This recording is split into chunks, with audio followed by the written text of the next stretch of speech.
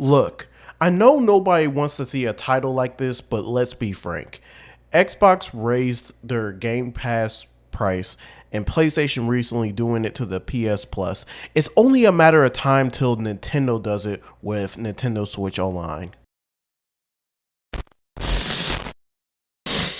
What is good, y'all? It is the Young King Ken, and today we are talking Nintendo Switch Online and the possibility of their service increasing their prices.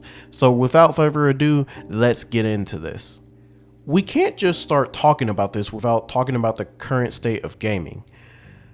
I feel that during the pandemic, the interest of gaming increased with everyone staying at home.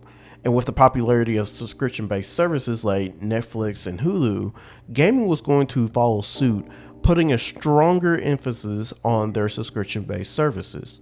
PlayStation with their new PS Plus Extra and Premium in June of 2022, which included over 500 games, and Xbox Game Pass being available before the pandemic, but evolved heavily throughout.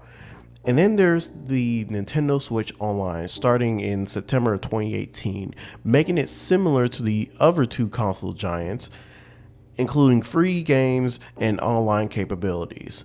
And with the ever-growing library of free-to-play games, the demand of new and better rated games have caused Sony and Microsoft to increase their prices.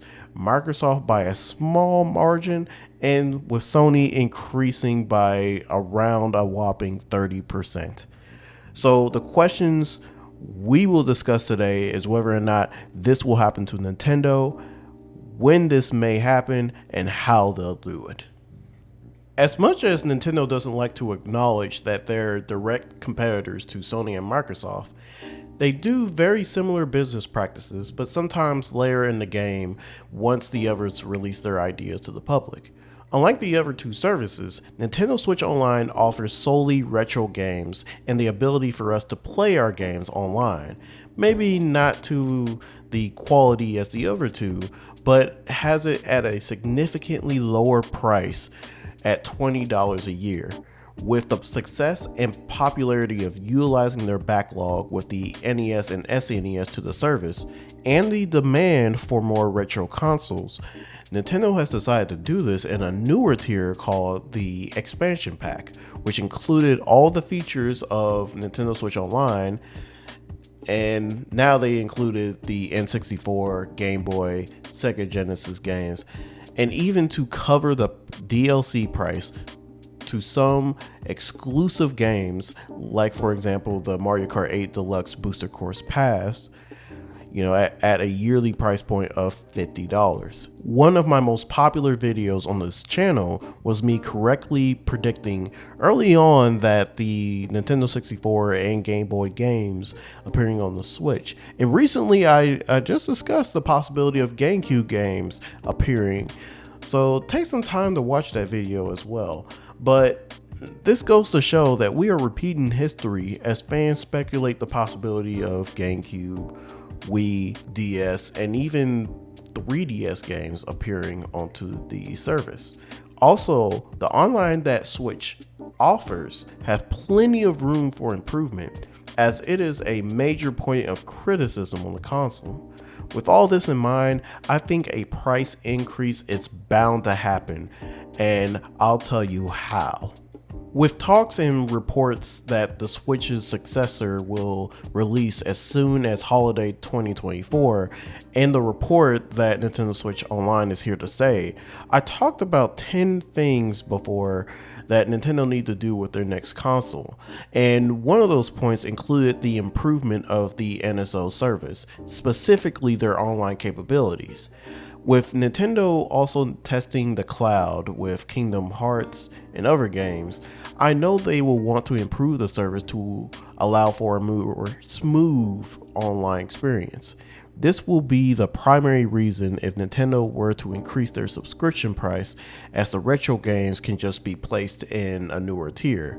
So what I think will happen is once the next gen console launches or gets announced, we'll probably get news on the improvements to the NSO service, resulting in a price increase probably more than what Xbox did with Game Pass, but less than what PlayStation is doing with their services.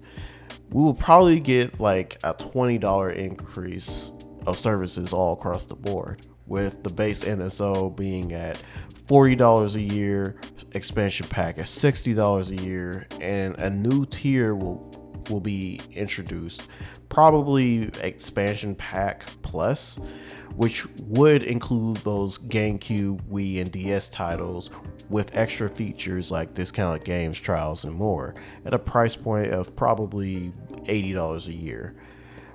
I may make a video further discussing the new tier and speculating on that, so subscribe and hit that bell to be notified.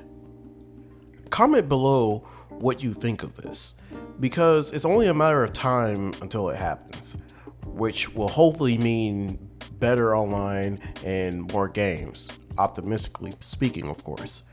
I think the price increase is necessary with the other platforms, but this video was inspired after Sony increased their prices, in which I think was bound to happen, but the rate of the increase was just bad considering what the subscribers were getting.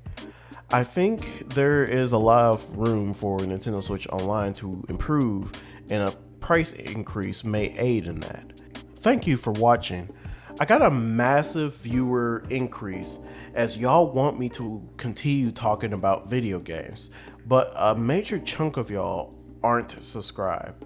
So please hit that sub button and be a part of our ever-growing kingdom, and hit that bell for more updates as they come through.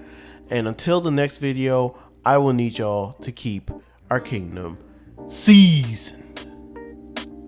Y'all.